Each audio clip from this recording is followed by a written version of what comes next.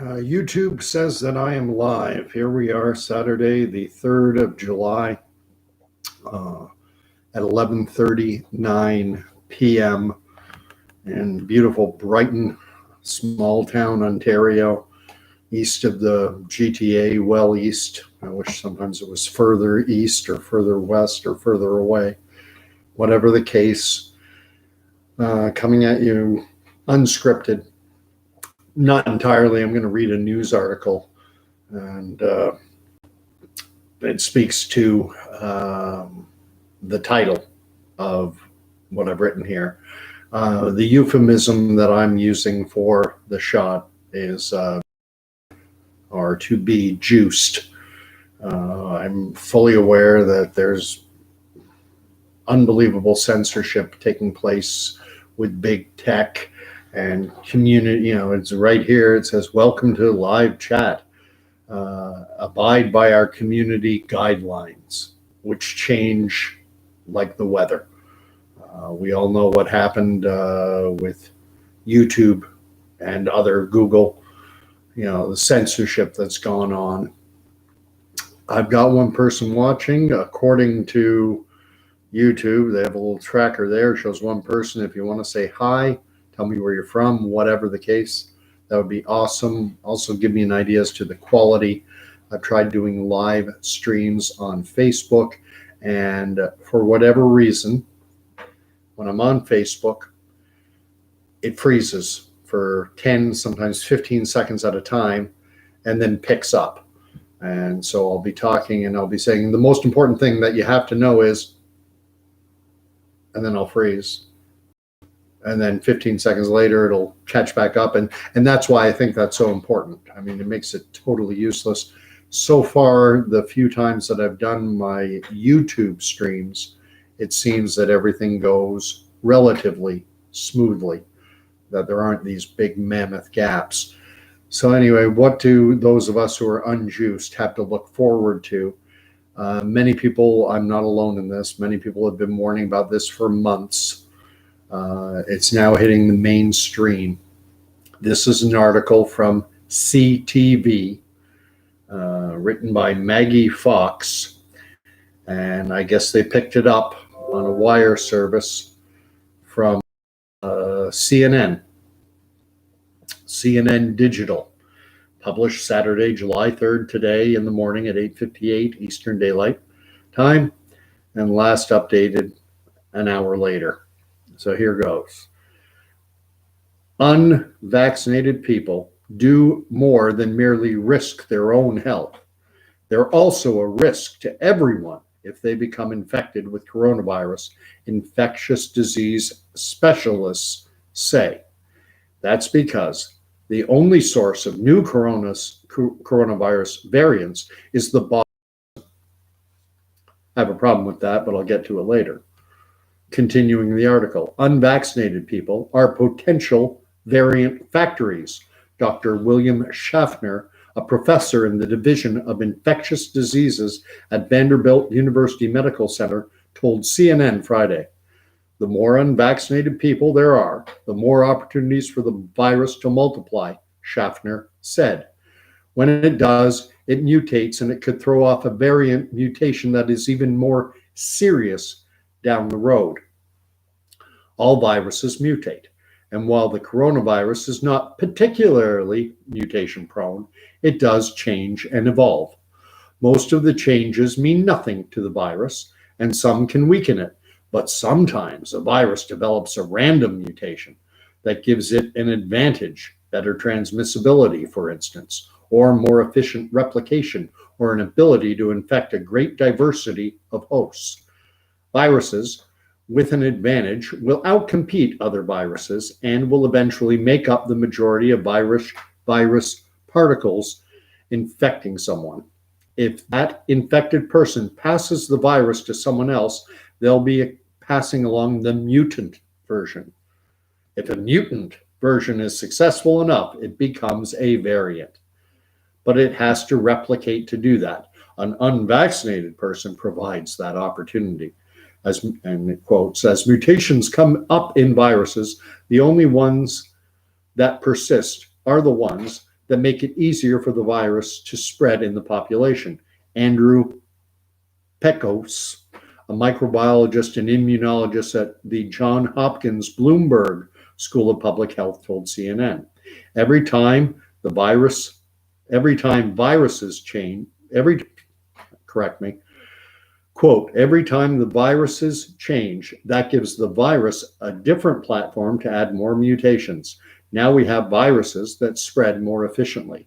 Viruses that don't spread cannot mutate.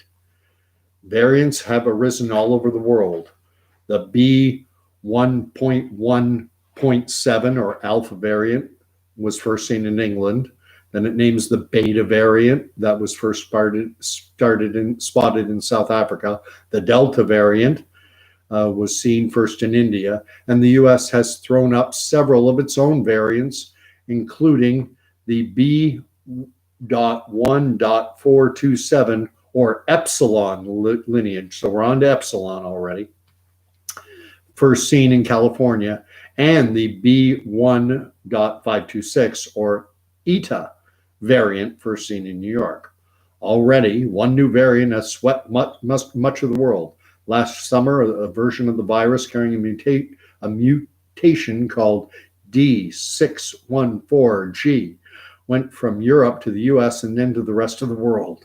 The change made the virus more successful. It replicated better. So that version took over from the original strain that emerged from China. It appeared before people started naming the variants, but it became the default version of the virus. Most of the newer variants added changes to D614G. The alpha variant became the dominant variant in the US by late spring, thinking more and more about variants. One thing I wanted to look, they say, this is a quote from the World Health Organization, the more we allow the virus to spread, the more opportunity the virus has to change, the World Health Organization advised last month. I'd scanned through the article before. Currently, approximately 1,000 countries in the US have vaccination coverage of less than 30%. These communities, primarily Southeast and Midwest, are most vulnerable. In some of these areas, we are already seeing increasing rates of disease. CDC Director Dr. Rachel Walensky told a White House briefing Thursday.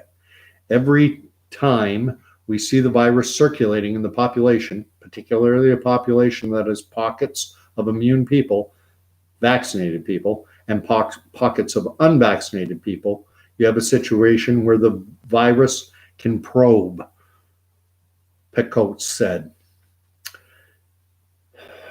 Anyway, we have 3 or 4 experts talking here. It's not all the world's experts. I think I read off 3 names. There might be a 4th that I scanned by. Now there's another article. So in Canada and Ontario, we're said that 75-ish% have received at least 1 dose of the juice, and another 25% roughly are fully have received both doses. And there is a long-term care home that is grappling with an outbreak. We keep hearing that according to the news, that all the juice are from Pfizer or from Moderna, the shots that are available in Canada, but they're all highly effective against this Delta variant. And now it's being reported that a long-term care home in Ontario is grappling with a growing COVID-19 outbreak being fueled by the super contagious Delta variant. Halton Public Health declared a COVID-19 outbreak at Tansley Woods long-term care home in Burlington on June 28th, when there were only 3 cases. In a statement to CTV News Toronto on Saturday, the home said there are currently 16 residents and 1 team member that are positive for the Delta variant of COVID-19.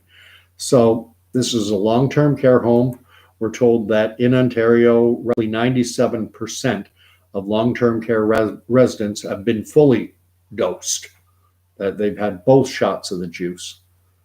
And yet, there are 17 individuals, 16 residents, 1 staff member at this Halton Region long-term care facility. One thing I'd like to make patently clear is a long-term care center. Residents in long-term care, emphasis is on the word care. It is an incredibly sick, fragile, frail population. If you just want to do a search Ontario Long-Term Care Association and patient profile or patient population. And you'll see they give a snapshot of what their residents, the health of their residents from the year 2019. I don't know if it's been updated. The last time I looked at it, it was still the numbers for 2019. What you'll find is that 90% of residents suffer from some form of cognitive impairment, meaning Alzheimer's, dementia. 76% suffer from cardiovascular diseases. Something like 60% are on 10 or more medications. 86% need extensive help, not just a little help, extensive help. That's exactly how they word it. 86% need extensive help with simple activities of daily living. In the insurance industry, it's an acronym, ADLs. And the ADLs are getting dressed, bathing, feeding, toileting. 86% of the residents need extensive help with those activities. It's an incredibly frail and sick population. And it wouldn't matter whether it was COVID, whether it was influenza, whether it was RSV, which is another very common respiratory virus. It's a sick population. Any virus, any bacterial infection is going to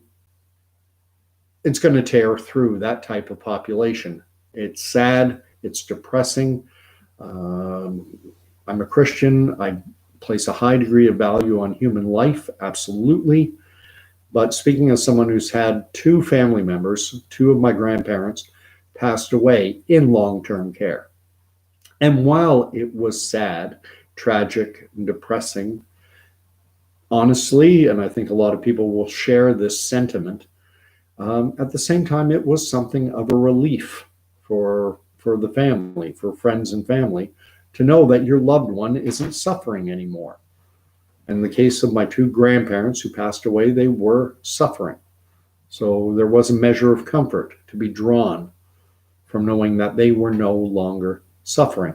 But getting back to the point of this, so despite us being told that the juice that they're giving out, the 3 different variants, the mRNA, which is the Pfizer and the Moderna, and then the vector, which is the AstraZeneca, we're told they have a high degree of provide a high degree of protection against this new Delta variant.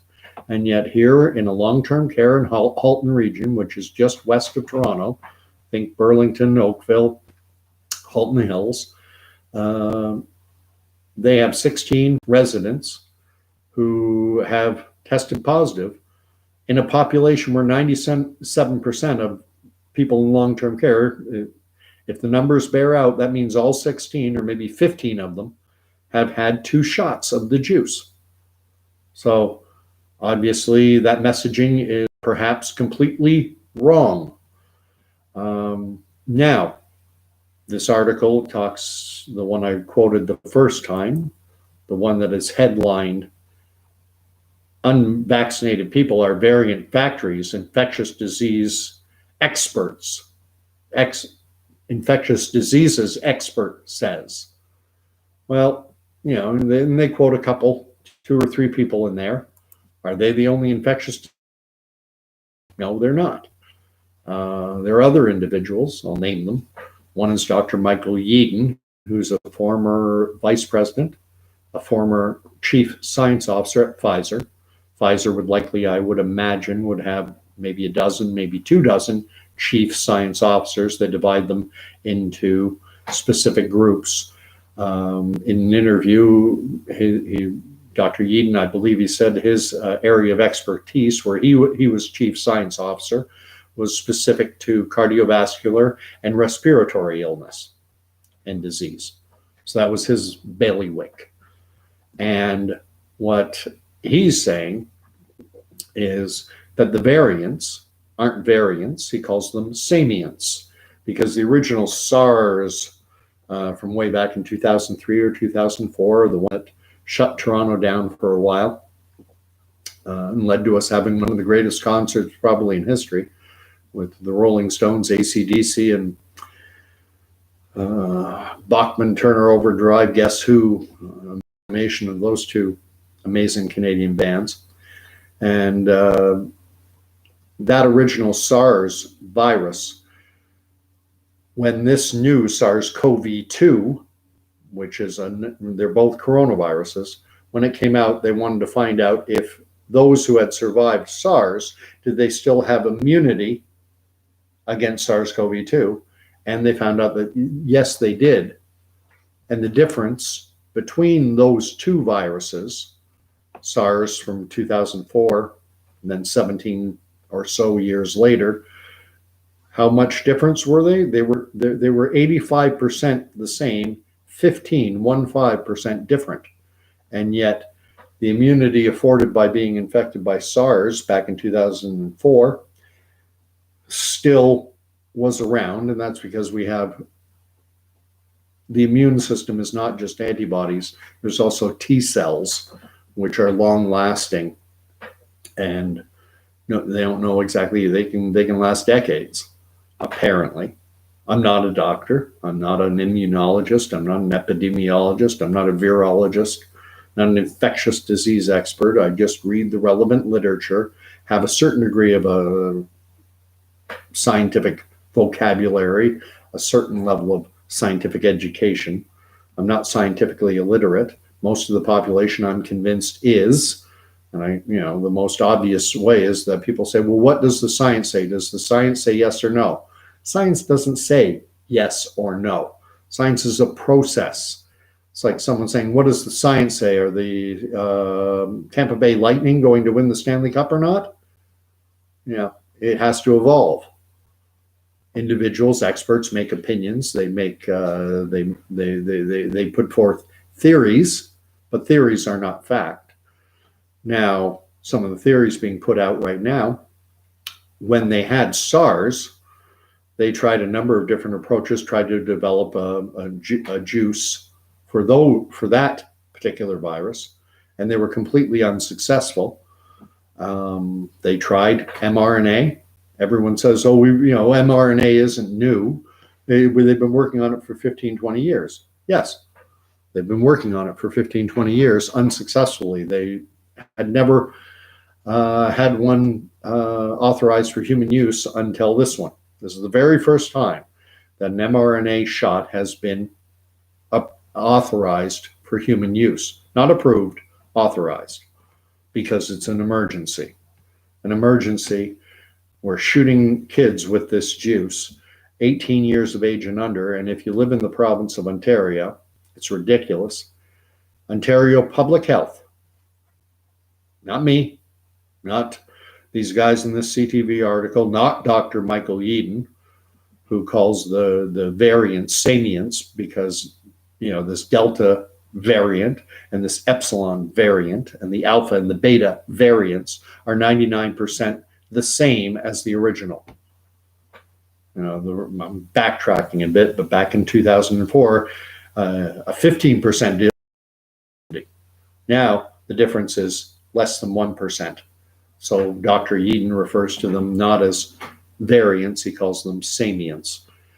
So anyway, 2004, they tried to work on shots for it, didn't succeed.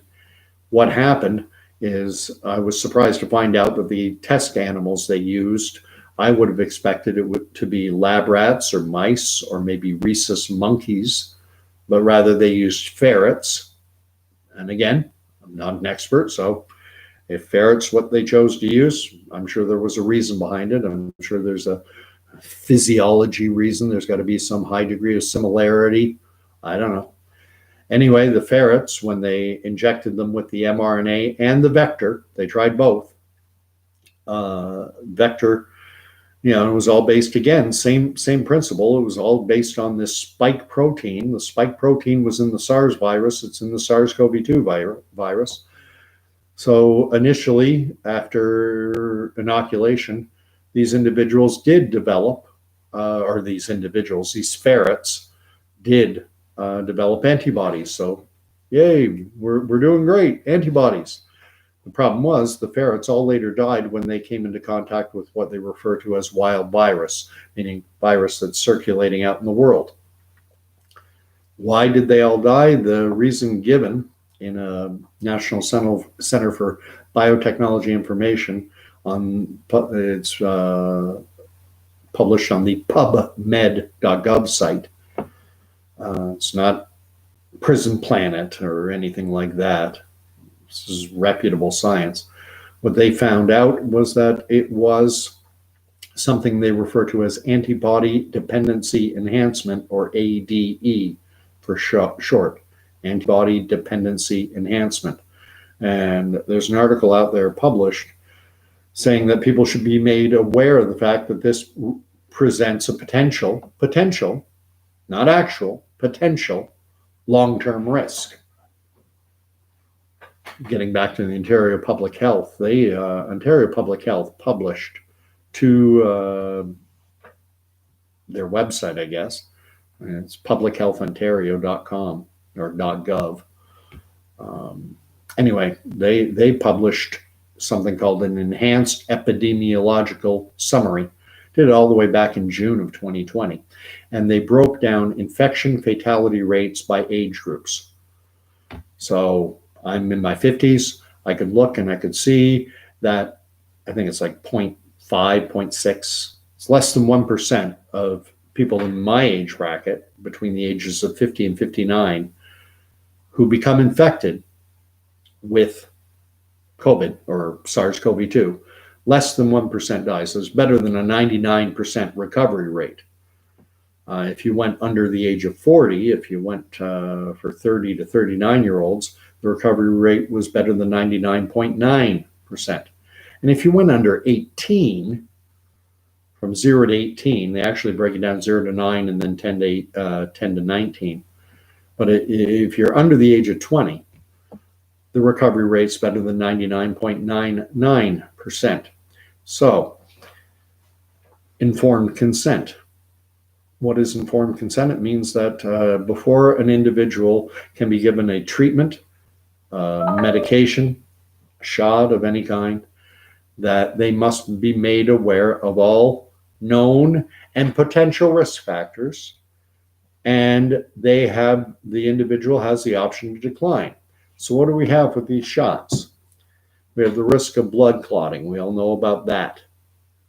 We have the risk of Bell's palsy, facial paralysis.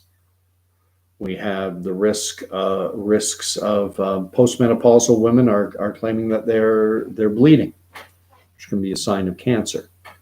Other risks, severe allergic reactions, anaphylaxis.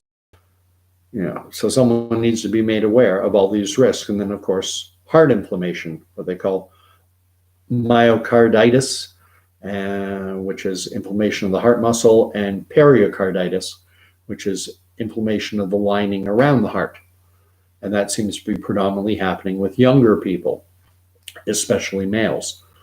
So you're 17 years old, 16, 15, and you've got all these risks. Oh, but they're small. Okay. And you want to weigh that off against the benefit. And the benefit is that it will protect you from a virus that you already have without the juice, better than a 99.99% recovery rate from. And those are just the known risks. Then you have the potential for long-term risks. And they don't know what they are. We have individuals like Geert Van den Bosch, who's worked in juice development for Novartis, for GSK, GlaxoSmithKline. He's worked in the same program for the Bill and Melinda Gates Foundation. Hardly, not an anti-juice type of person. And he's warning about something called immune escape and saying that giving people shots into a pandemic just invites these variants to come along and to overcome people's juice-generated immunity. And there's another gentleman by the name of Montagnier, Luc Montagnier, who's a French Nobel Prize winner, viral immunologist, and he's warning that we're going to have, by giving everyone this juice, and so many people in the Western world certainly were lining up like crazy for this, and that we're going to have a real pandemic, not because of. So what's going to happen though? What's going to happen if these predictions come true?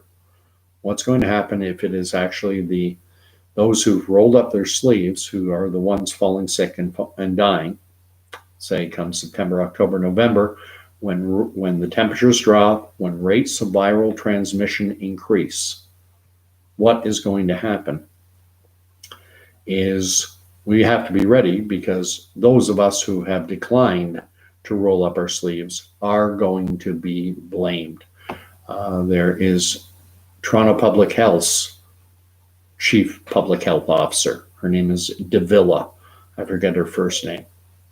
Her husband, who's also a doctor named Dr. Choi, has reportedly done work and received compensation from both Pfizer and AstraZeneca, but she never declares that conflict of interest. She's on record as saying basically ostensibly the same thing, that the unjuiced, those who wouldn't roll up their sleeves, they threaten all the progress we've made. That the question you're going to have to ask yourself, whether you've taken this or not, is look around, know who's had it, know who hasn't, and if we do have a real pandemic on our hands, because we haven't had one yet. Before this pandemic started, Canada, as a country, was expected to experience 7.803 deaths per 1,000 of population. That was expected to be our rate of mortality for the year 2020. 7.803 per 1,000 of population. That's as per UN actuarial tables. Before COVID came along, that's what they predicted. That would have meant 293,000 Canadians dying in the year 2020. Now they tell us that we had 20 plus thousand COVID deaths in 2020. So if we had 293,000 deaths expected, add 20,000 to that, and we'd be up around what? My math is horrible. 293 plus 20. We'd be up around 313,000. Did that happen? No. The preliminary numbers are now out. How many deaths did Canada experience in 2020? We experienced just a fraction over 300,000. So there were in and around 7,000 excess deaths over what had been anticipated before COVID came along. Not 20 plus thousand, as they're saying. And that's just excess deaths. If you look at the statistics coming out of the British province of British Columbia, you'll see the number of people dying of drug overdose, like from things like fentanyl, have basically, they doubled in 2020. So how many were fentanyl overdoses? We have the Canadian Armed Forces that went into Ontario long-term care centers because staff were too afraid to come into work. And so the Army went in, Army medics, Canadian Armed Forces medics went in to help. They wrote a report. They said that people weren't dying of COVID, they were dying of dehydration. I already gave you the stats on the incredible fragility of long-term care residents. And when you have dementia or Alzheimer's, you don't remember to drink water. And so people were dying of dehydration, but they counted the deaths as COVID. So how much of this really is COVID? It's an academic question. But broadly speaking, we were expecting 293,000 deaths, and we had 300. And for this year, for 2021, the death rate is expected to decline. And these are the numbers that the UN put out before COVID came along. They said that for 2020, the year past, that it would be 7.803. For this year, they're projecting that it will climb to 7.849, and that it's going to just keep creeping up higher and higher. By the 2040s, they project that it will go over 10, unless something happens, I guess, in the interim. That, because we have an aging population, we have the post-war baby boomers, individuals born after the 1946 and forward, after the Second World War ended. Servicemen came home. There was a big baby boom. People were having 5, 6, 7 kids, and you have what those who study demographics call the pig and the python, this big glob that's moving through. The baby boom started in 46. It's said to have ended in the early 60s. There's some disagreement. Some say 62, some say 64, some say 63. It ended in the early 60s. And so the front end of the baby boom, they're turning 75 now. The back end of the baby boom, somewhere around 60 years of age. And Canadians, on average, we live to be 82 years of age. That's men and women combined. If you're going back to Ontario Public Health's enhanced epidemiological summary, how deadly is COVID? 80 years of age and older, 92% of the people recover. So 80 plus, when statistically Canadians are at the end of their life, still 92% recover from this bug. And yet we've turned the world upside down over it. The word, pandemic, there are individuals suggesting that no, it's not a pandemic, that this was planned demic. It's worth thinking about. If you check out the Rockefeller lockstep papers, I would invite you to. If you want to check out the Georgia Guidestones, I would invite you to look into those. Agenda 2030, the Great Reset, of course, which our Canada's wonderful Prime Minister Trudeau is all in on. And I use the word wonderful completely facetiously. He addressed the UN, I think it was back in August or September of 2020, addressed the UN, and he said, this pandemic presents us with an opportunity for a reset, a chance to reimagine economic systems and to put us on a path of sustainable development. If you parse that, if you break it down, if we need to be put on a path towards sustainable development, what is automatically implied in that is that the trajectory we were on was sustainable. There's no getting around it. Trudeau was saying that the path that the world was on was not sustainable. And we need to reimagine economic systems. In the democratic world, if you want to fundamentally alter the nature of the economic system in place, you need a mandate from the people. But because we're in an emergency, a COVID emergency, well, democratic oversight has been tossed in the garbage. We're now being ruled by autocratic dictate. Some have referred to it as a medical autocracy. And what started all this? A lab in Wuhan, China, is widely believed to have created and then released this SARS-CoV-2 bug. And it's a pretty weak-ass little virus. I mean, if under 60, if over 99% of the people recover from it, the only people it seems to terminally affect are those who are already on death's door. The CDC already back in August came out and said that 94% of the people listed as having died from COVID didn't die from it, they died with it.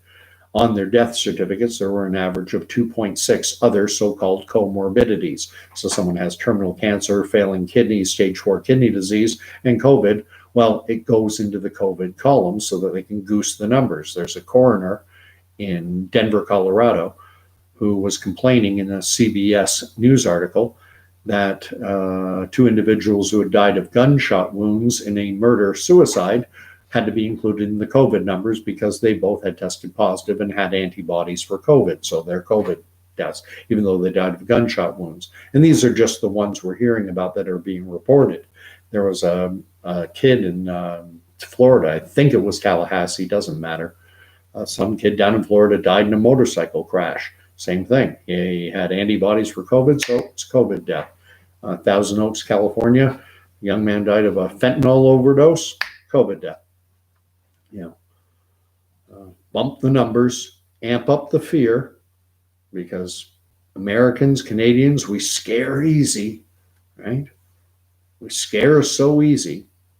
Well, just, here, take my freedom of assembly, my freedom of peaceful assembly for the redress of grievances. Here, go ahead, take it away. I don't want it. Freedom of association, freedom to worship, freedom to, take it all. Just keep me safe. Keep me away from this horrible virus, the deadly coronavirus that I heard about on the news every stinking night.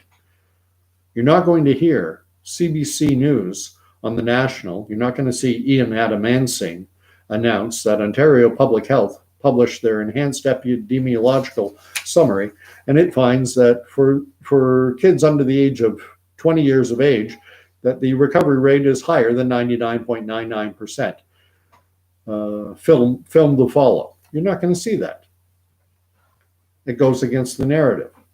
And this is probably going to get taken down, but I'm rolling, so take me down.